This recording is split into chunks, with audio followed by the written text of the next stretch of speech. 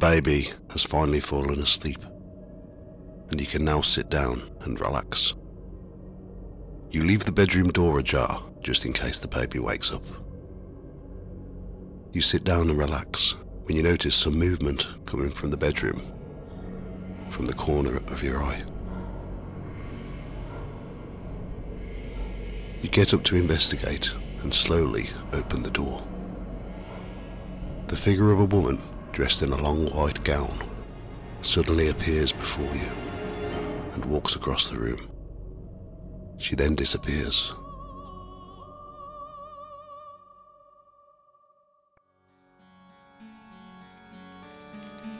Welcome to Ghost Tales by the Fireside. I'm your host, Clem Dalloway, and this episode is part 2 of Haunted Redditch, a collection of ghost stories that I've collected from my hometown over the last 20 years. In this episode, I'll be covering the areas of Headless Cross and Smallwood. But before this, I'd like to announce a true crime podcast that I've came across recently.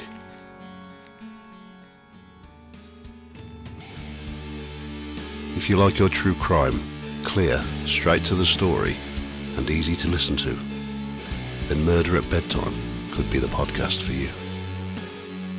Lyndon takes not so well-known murder cases, researches it as much as he possibly can, removes all the boring background detail, then like a scrapyard crusher, he squashes it and condenses it into a 10 to 20 minute, no frills, waffle-free, true crime bedtime story.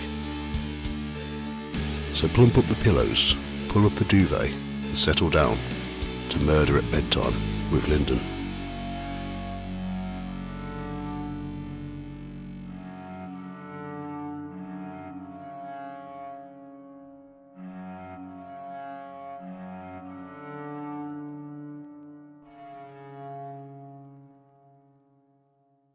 Headless Cross is in the southwest of Redditch. The origin of the name has been lost in time, but it first appeared in a manuscript in 1275 as Headley, and was written as Headless Cross in the 19th century. Some historians believe that there was a clearing in Saxon times, and it was named after the chieftain Hedda. Others believe that the area was named after a farm where Gaynor Drive is today. Another thought is that the name came from a cross which once stood in the area, which may have been taken down during some religious conflict. One theory suggests that the name is from the reference to an old folk tale of a headless horseman who rides through the local roads. The band Black Sabbath released an album titled Headless Cross, which included a song with the same title. It's claimed that it was based on a true story where people went up to the hill of the Headless Cross, where they prayed to God for help during the Black Death, but no one survived.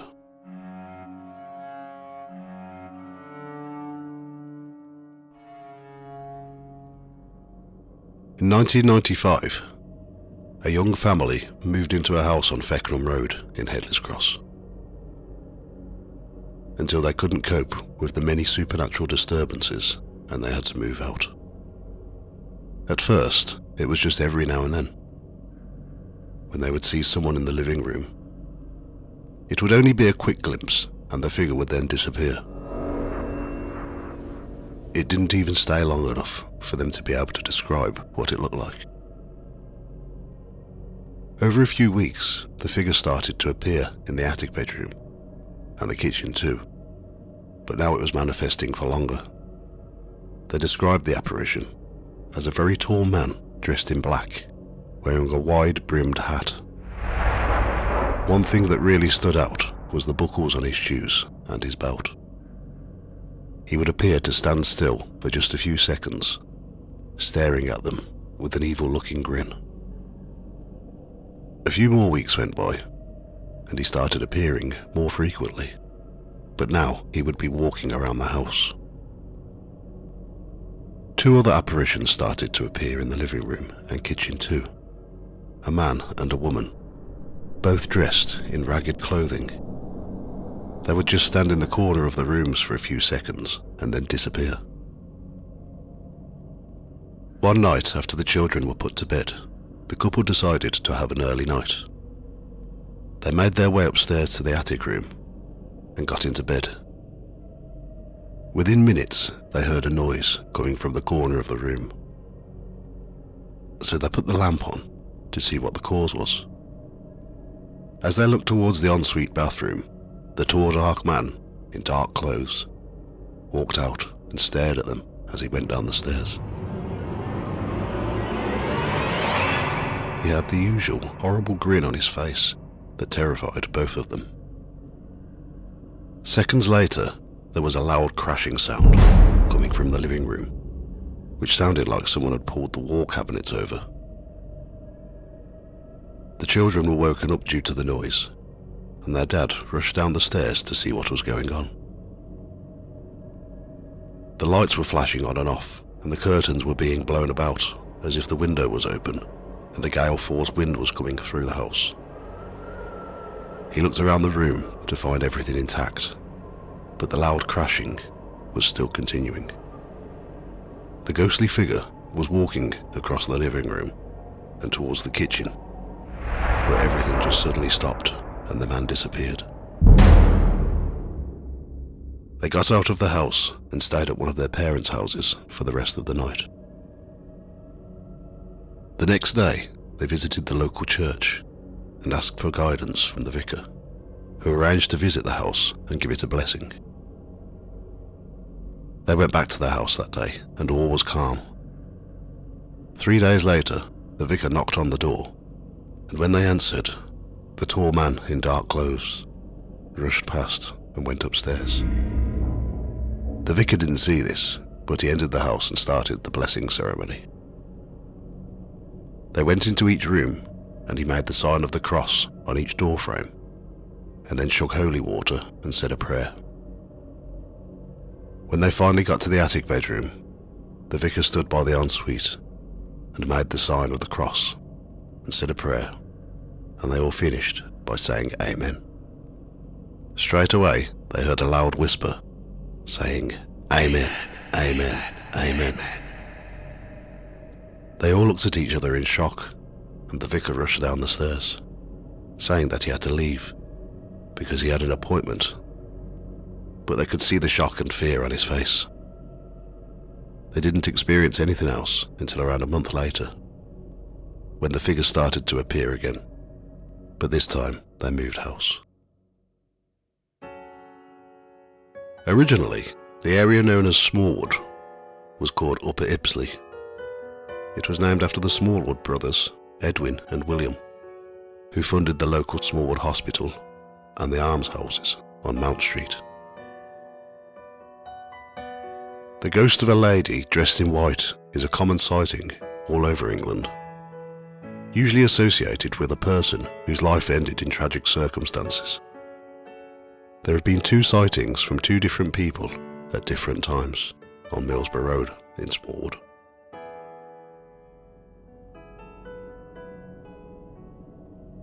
One woman who lived in a house on Millsborough Road in the 1980s was looking out of the bedroom window one night when she noticed a woman on her elderly neighbour's garden. She described her as wearing a long white gown and carrying a basket on her shoulder. She said she looked young, but it was difficult to see properly as she was misty. She walked up the garden path and over to the lawn. She made the motions as if she was picking flowers. After a few minutes, she disappeared. The next day, she knocked on her neighbour's door to ask if they'd seen anything, but they hadn't. A family who lived in a house on Millsborough Road between 2007 and 2013 experienced much paranormal activity in their time there. It all started after a few weeks of moving into the property, where they would hear footsteps along the floorboards of the hallway. Being very sceptical about the supernatural, they just put it down to the pipes from the central heating system and being an old house. Until one day, the lady of the house saw the apparition of a woman with long flowing hair and wearing a white gown, slowly walking through the kitchen with a floating motion. This would happen on a regular basis in all parts of the house, but mainly in the kitchen.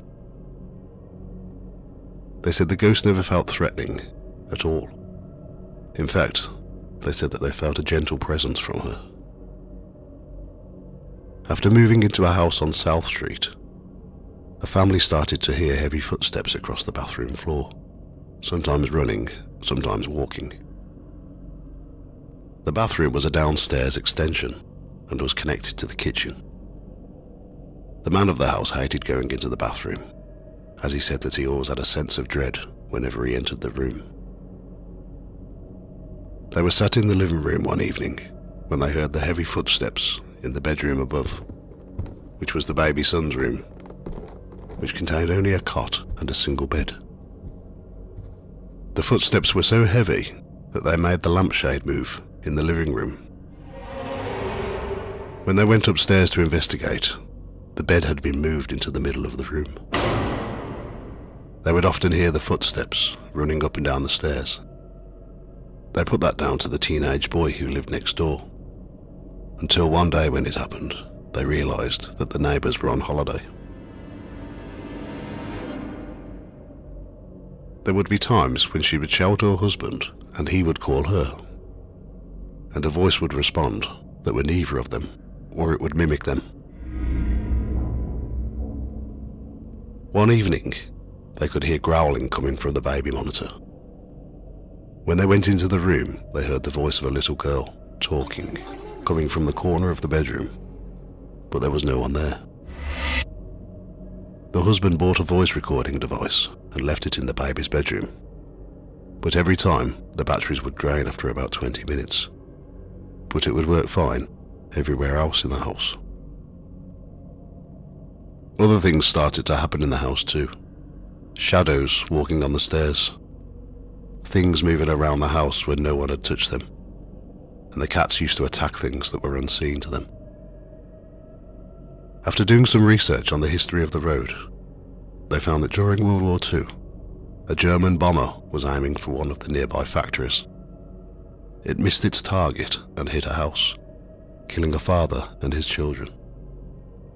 There is now a park in memorial to the people who died in the houses that were hit. The amount of paranormal activity that has been experienced in the almshouses is breathtaking, with many people reporting the exact same phenomena. One young lady lived in the almshouses between 2012 and 2013, when she had her first baby.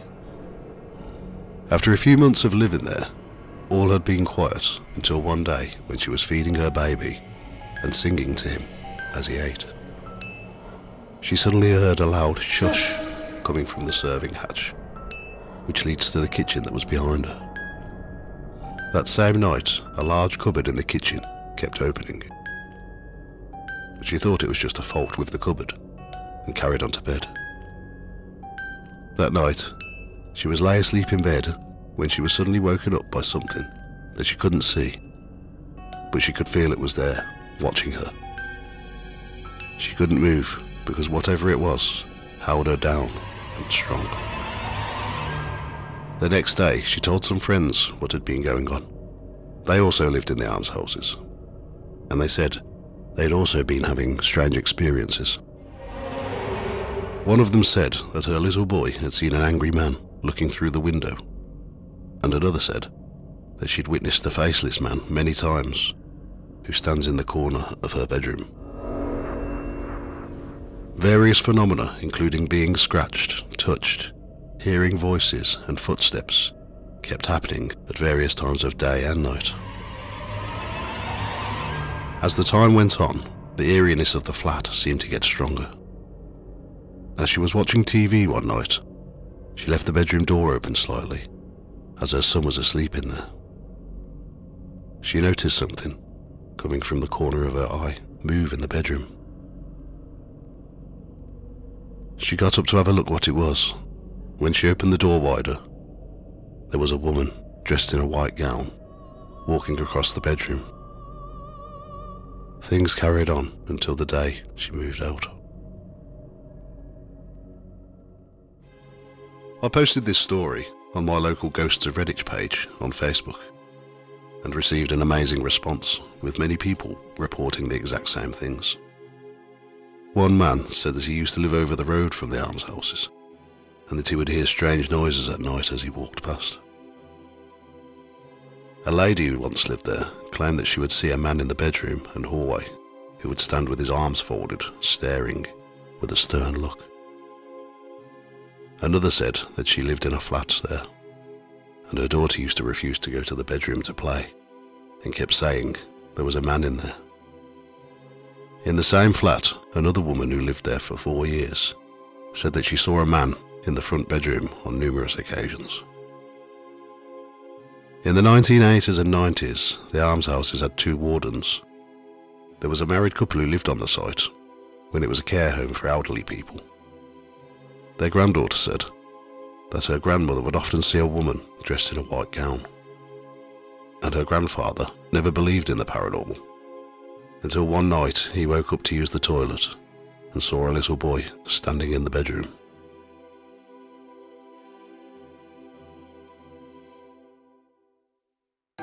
Thank you for listening to Ghost Tales by the Fireside.